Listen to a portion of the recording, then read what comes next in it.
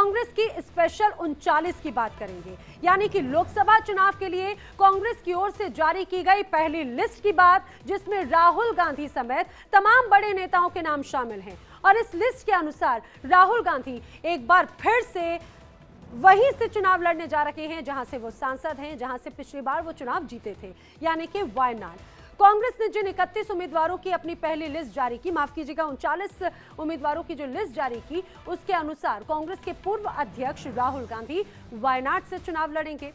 छत्तीसगढ़ के पूर्व सीएम का भी इस लिस्ट में नाम है, यानी भूपेश बघेल। भूपेश बघेल को कांग्रेस ने राजनांदगांव से प्रत्याशी बनाया है। छत्तीसगढ़ के बड़े नेता ताम्रध्वज साहू महासमुंद से चुनावी मैदान में होंगे। केरल की दिग्गज कांग्रेस नेता शशि थरूर इस बार भी तिरुवनंतपुरम से ही चुनाव लड़ेंगे। कांग्रेस की जो पहली लिस्ट है, इस पर कांग्रेस नेता पवन खेड़ा ने आखिर क्या कहा है, वो भी सुनिए। पूरी तरह से आश्वस्त हैं। जिस तरह के नाम आप देख रहे हैं इस लिस्ट में, वरिष्ठ नेता हमारे के.सी. वेणुगोपाल जी और ऐसे भूतपूर्व मुख्यमंत्री भूपेश बघेल जी आदि ऐसे नाम हैं, जिससे ये मालूम पड़ता है कि कांग्रेस पार्टी ये चुनाव सिर्फ और सिर्फ जीतने के लिए लड़ रही है।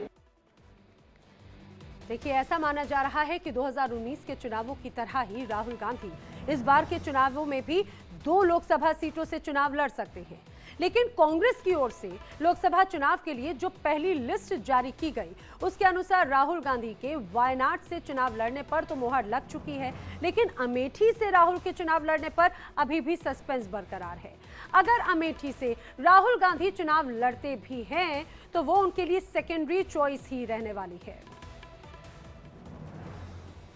और राहुल गांधी को लेकर किस तरह से बीजेपी भी हमलावर है, बीजेपी नेता अमित मालवीय ने ट्वीट करके लिखा है, राहुल गांधी अमेठी से चुनाव नहीं लड़ेंगे, क्या राहुल गांधी डर गए हैं, ये बात कही गई है। वहीं अमेठी से बीजेपी सांसद स्मृति ईरानी भी लगातार राहुल गांधी पर और कांग्रेस पर हमलावर है। और स्मृति ईरानी ने कहा है कि राहुल को अमेठी से उतारने से कांग्रेस आखिर इतना डर क्यों रही है, क्या राहुल को अब अमेठी में खुद की हार तय लग रही है।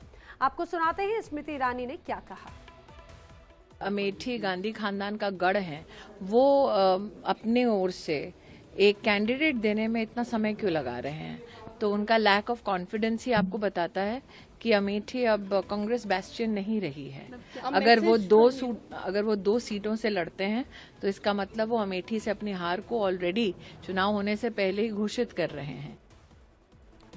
और आइए अब आपको ग्राफिक्स के जरिए हम ये भी जल्दी से बता देते हैं कि कांग्रेस की जो पहली लिस्ट जारी की गई है, उसमें किस तरह से जातीय समीकरण को साधा गया है। दरअसल कांग्रेस की इस पहली लिस्ट में शामिल 39 उम्मीदवारों में से 24 उम्मीदवार एससी हैं, एसटी और ओबीसी हैं, और इसके साथ ही अल्पसंख्यक वर्ग से जुड़े हुए हैं, जबकि 15 जो उम्मीदवार हैं वो सामान्य वर्ग से आते हैं। कांग्रेस की पहली सूची में सबसे ज्यादा केरल के 16 उम्मीदवारों के नामों का ऐलान किया गया, जबकि कर्नाटक से 7 उम्मीदवार, छत्तीसगढ़ से 6, तेलंगाना से 4 सीटों के लिए उम्मीदवारों के नाम की घोषणा की गई, मेघालय से 2 और इसके साथ ही लक्षद्वीप, सिक्किम और त्रिपुरा से भी एक उम्मीदवार को उतारा गया है, इस नाम का ऐलान किया गया है।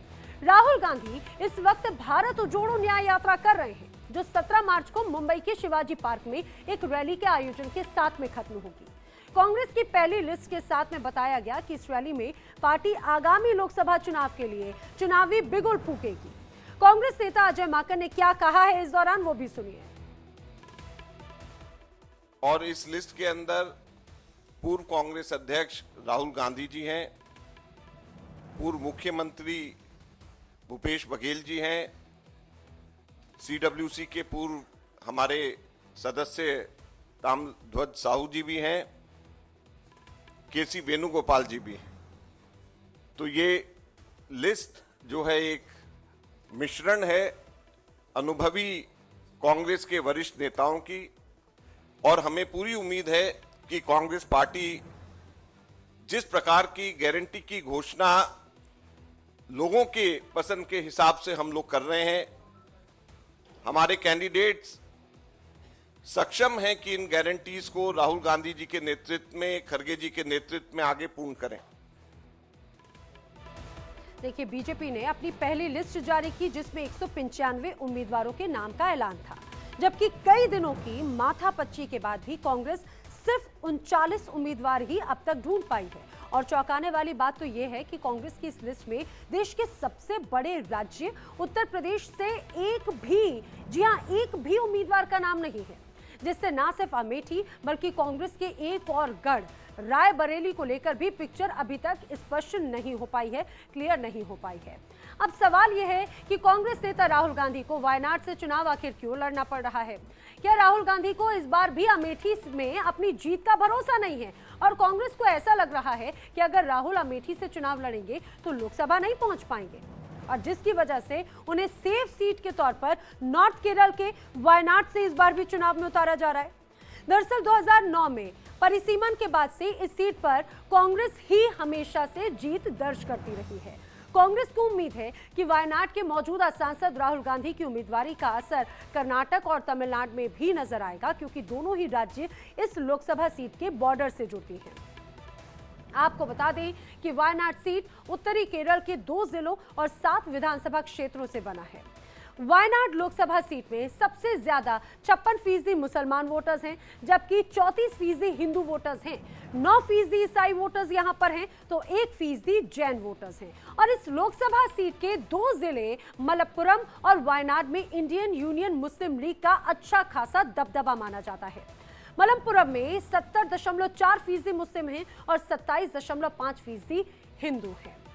कहा जा रहा है कि ज्यादा अल्पसंख्यक वोटर होने की वजह से ही वायनाड सीट राहुल गांधी के लिए सबसे सुरक्षित, सबसे सेफ मानी जाती है। राहुल की उम्मीदवारी तय करने से पहले कांग्रेस पार्टी ने मुस्लिम लीग के सुप्रीमो पनाकाड़ हैदर अली शिहाब थंगल से भी बाकायदा बातचीत की, और इसके अलावा राहुल गांधी के सपोर्ट के लिए लेफ्टिनेंट मुल्लापल्ली रामचंद्रन, केसी वेणुगोपाल, केरल के पूर्व सीएम रहे ओमन चांडी और विपक्षी नेता रमेश चन्नीथला को भी वायनाड में तैनात किया गया। ये सभी नेता नामांकन के बाद चुनाव प्रचार का जिम्मा खुद संभालेंगे, ताकि राहुल गांधी देश के बाकी हिस्सों में जाने के लिए वो फ्री रह सके। दरअसल 2009 के लोकसभा चुनावों में कांग्रेस नेता एम.आई. शाहनवाज ने वायनाड से 1,53,000 से ज्यादा के अंतर से जीत हासिल की थी। इसके बाद में 2014 में एक बार फिर से शाहनवाज 20,000 वोट से यहां पर जीते थे, जबकि 2019 में जो चुनाव हुए तो इस दौरान राहुल गांधी यहां से प्रत्याशी हुए और राहुल गांधी ने वायनाड में जीत दर्ज की, और एलडीएफ खेमे के सीपीआई नेता पीपी सुनील को उन्होंने 4,31,770 वोटों से हराया। इस बार राहुल गांधी का मुकाबला सीपीआई नेता डी राजा की पत्नी एनी राजा से होने वाला है। और देखा जाए, जबकि बीजेपी ने वायनाड की सीट पर अपनी सहयोगी बीडीजीएस को अपना सहयोगी दिया है, लेकिन बीजेपी अपने बड़े नेता को राहुल के मुकाबले में जरूर उतार सकती है। 2019 की तरह हालांकि इस बार राहुल गांधी को यहां से कोई खतरा तो नजर नहीं आ रहा, और इसी वजह से वायनाड सीट से एक बार फिर से राहुल गांधी चुनावी मैदान में हैं। लेकिन सबसे खास बात यह, राहुल गांधी अब वायनाड से तो चुनावी मैदान में है, लेकिन उत्तर प्रदेश में अमेठी और रायबरेली, जो कि कांग्रेस का पुराना गढ़ रहा है, जिसमें 2019 के चुनाव में स्मृति ईरानी ने राहुल गांधी को हराकर अमेठी सीट कांग्रेस से छीन ली थी। यही वजह है कि इस बार भी कांग्रेस की पहली लिस्ट में राहुल को वायनाड से तो उम्मीदवार बनाया गया, लेकिन राहुल के अमेठी से लड़ने पर अभी भी सस्पेंस बरकरार है। इसी तरह से सवाल यह भी है कि क्या प्रियंका गांधी रायबरेली से चुनाव लड़ेंगी, और अगर प्रियंका रायबरेली से चुनाव लड़ती भी हैं तो फिर उनका पहली लिस्ट में आखिर नाम क्यों नहीं था?